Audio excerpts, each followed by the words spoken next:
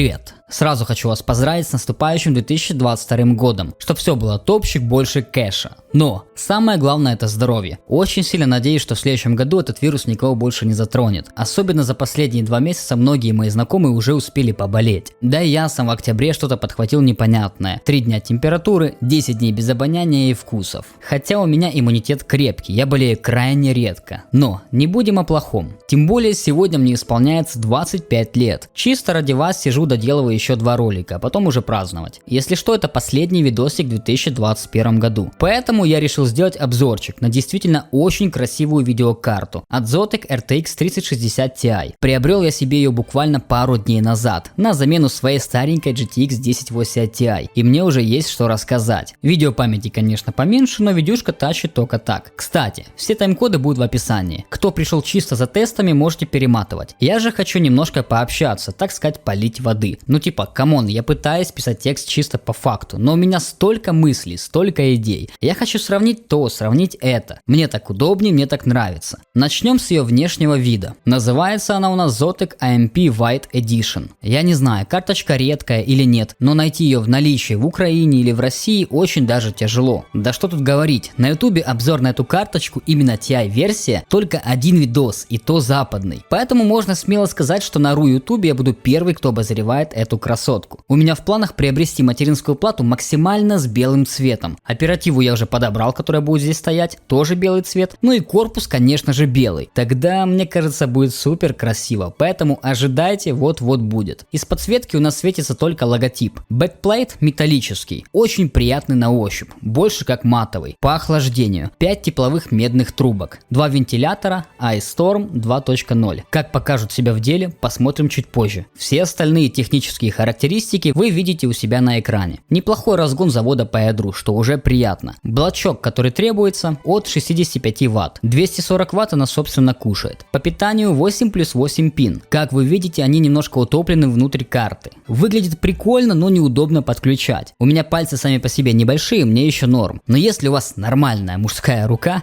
то, наверное, немножко пригорит ваша жопа. По комплектации все как обычно. Наклеечки, документы и переходники 6 пин на 8 пин. На сегодняшний день эта карточка мне обошлась в 97 тысяч рублей. Это я заказывал через знакомого. У нас в городе 3060 Ti стоит вообще по 120, поэтому я еще и сэкономил. Доволен ли я покупкой? Я скажу так, транжира я еще тот, особенно на комплектующие для компа. Но я себя успокаиваю тем, что это все ради ютуба. Хотя по факту я понимаю, что 1080 Ti не сильно хуже 3060 Ti. Если у вас есть эта карточка, не стоит переходить на новую, тем более с нынешними ценами. Я просто обожаю тестировать что-то новое. У меня просыпается огромный энтузиазм, когда происходит сборка ПК. Я даже своим кентам собираю бесплатно, потому что мне это нравится. Хотя, может быть, я просто лох. Ну и плюс 1080 Ti в последнее время у меня начала сильно греться. Температура в 2К разрешения достигала 82 градусов. Для меня лично это высокая температура. Мне не нравится даже когда я вижу 75. Но у меня походу или такой корпус, или обдуваемость плохая. Но когда я снимаю крышку, температура где-то на 5 градусов падает. Я даже поставил сверху кулера, чтобы было слегка лучше. Честно вам скажу, ничего не изменилось. Может быть, эти кулера от Zalman плохие? Они шли вместе с корпусом, я хз. Если что, кто шарит, пацаны, напишите, нужно менять корпус или просто лучше кулера, либо же это нормальная температура для этой видеокарты. Сейчас же я сделал андервольтинг, поставил 1920 по ядру с 0.900 мВ. Для меня важнее температура, нежели 5 FPS сверху. После ролика я буду проверять, сколько она максимально держит по ядру. Если что, я напишу в закрепленном комментарии что да как. В принципе, рассказывать больше и нечего. Это все та же 3060 Ti, просто с таким вот красивым внешним видом. Я знаю, что это все на вкус и цвет, но я просто обалдею.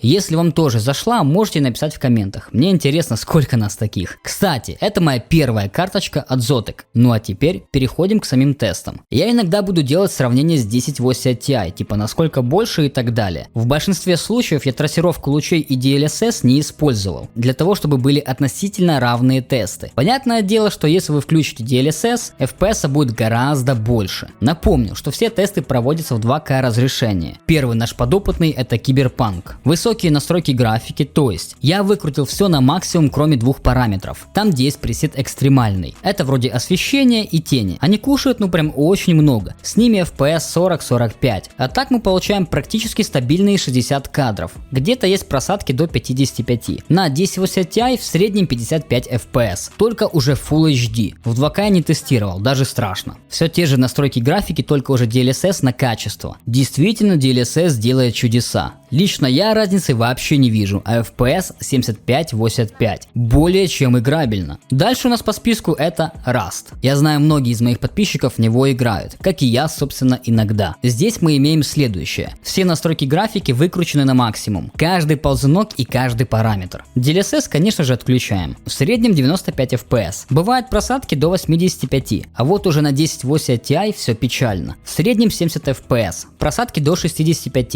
Halo Infinite. Простите меня, фанаты Halo, я знаю, вы супер токсичная аудитория, но у игры все очень печально с оптимизацией. Все выкручено на ультра. В среднем FPS где-то 55. Бывает поднимается до 60 и опускается ниже 50. 1080 Ti. Бедняжка пытается тащить из последних сил, но майки не дают ей такой возможности. В среднем 40 FPS. Бывает 50, но редко. Конечно же, не играбельно. Протестировать Full HD не получится. Еще раз спасибо большое Microsoft. У кого мониторы 2К, можно только выставить динамическое изменение разрешения. Либо же на рабочем столе поставить разрешение 1920 на 1080 и зайти в игру. Тогда получится поиграть в Full HD. Но мне впадло так делать. Так чисто ради интереса, пока игрушка на хайпе, Escape from Tarkov накакал вам в тапке. В 2К разрешении, вот такие вот настроечки графики. Кстати, они пушечные, можете использовать. В среднем где-то 75 FPS, иногда просадки до 65. Forza Horizon 5. Пресет графики на экстремальный. В среднем у нас получается 75 FPS. Поднимается часто до 85 и опускается чуть ниже 70. В принципе, для гоночек вполне играбельно. Но я был бы не я, если бы вам не показал кое-что интересное.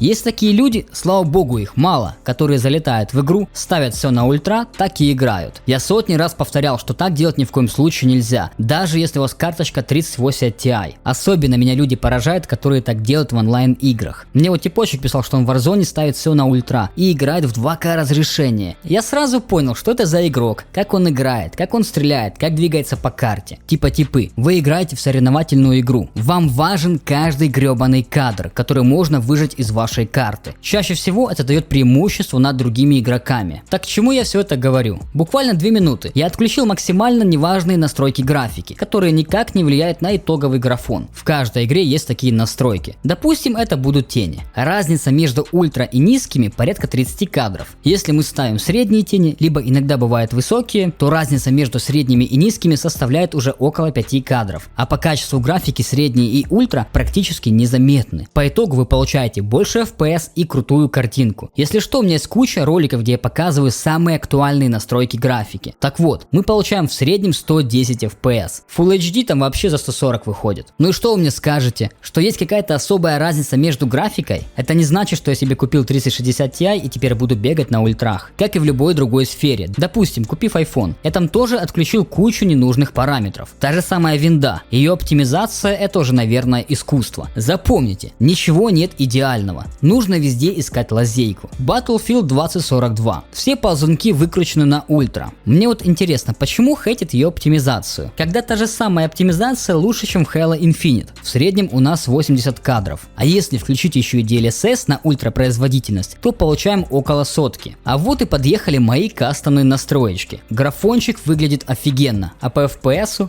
100, бывает 110, 115, без DLSS. Я считаю более чем играбельно. А вот на 1080 Ti ультра графика в среднем у нас 65 кадров. Если поотключать ненужные функции, то выйдет около 90, с просадками до 80. Тоже в принципе играбельно. Как-то так. На сегодня я с вами прощаюсь. Ждите скоро новый контент. Будет обзорчик на 1080 Ti. Чуть позже апгрейд моего ПК с Ryzen 5 на Ryzen 7. И еще куча интересного. Если вам этот ролик понравился, буду благодарен за большие пальцы вверх и подписку на канал. А также можешь поделиться со своими друзьями. Может быть, им понравится. Еще раз, всех с наступающим Новым годом. Встретимся в 2022. До скорых встреч.